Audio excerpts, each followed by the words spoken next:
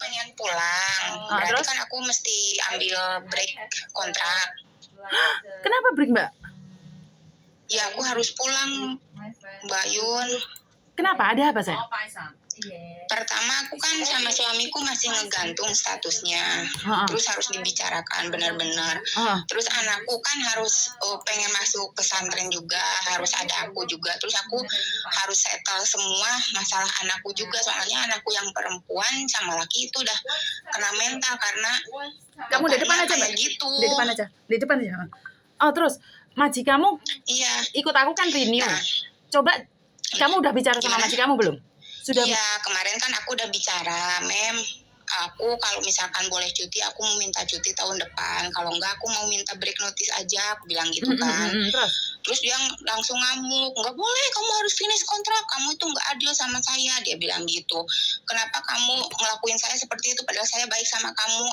Emang sih, Mbak, majikanku baik banget. Baiknya itu nggak ketulungan. Kalau masalah uang, masalah makan juga. Cuman kan karena sekarang kondisinya saya pun nggak bisa kerja karena memikirkan keluarga di Indo juga.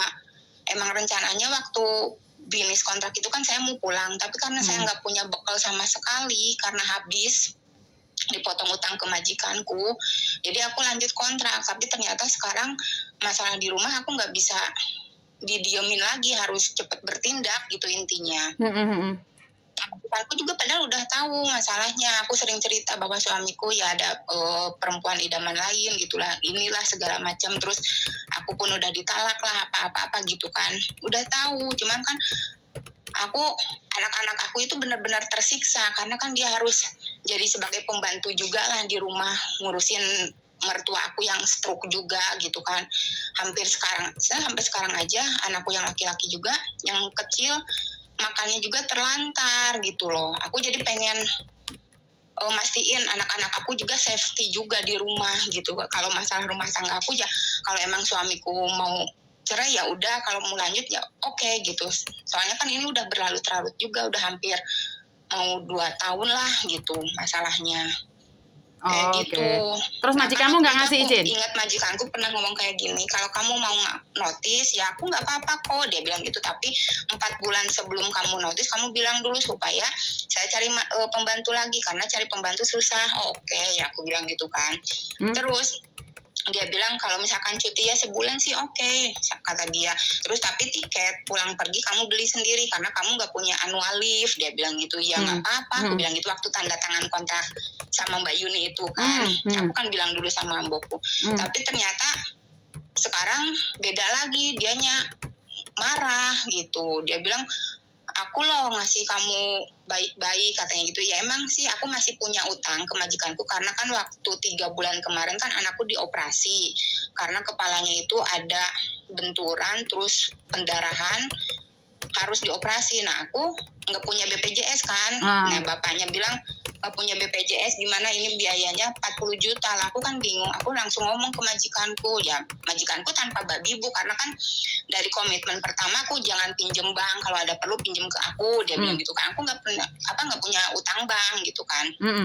Nah sampai akhirnya dipinjemin lah $20,000 sama mbokku. Nah Agustus ini cicilan ke-3 dipotong $4,000, pokoknya sebulan itu dipotong 4.000. Aku sih nggak apa-apa gitu kan. Nah pas kemarin aku ngomong seperti itu, majikanku ya udah kamu nggak usah nunggu Januari, sekarang aja katanya beres-beres, sekarang aja pulang, cina gitu bilangnya. Tapi kamu harus bayar dulu utang kamu sisanya sekarang juga. Lah aku kan bingung. Aku terus emang udah telepon keluargaku, ya aku ngomong sama bapaknya anak-anak, kamu ada duit enggak? Aku bilang gitu kan.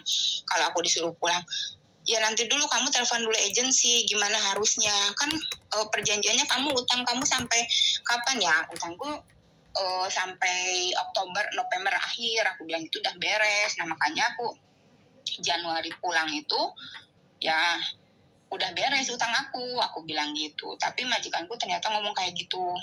Sebenarnya nggak ada masalah sih kalau kamu utangnya lunas, nggak ada masalah.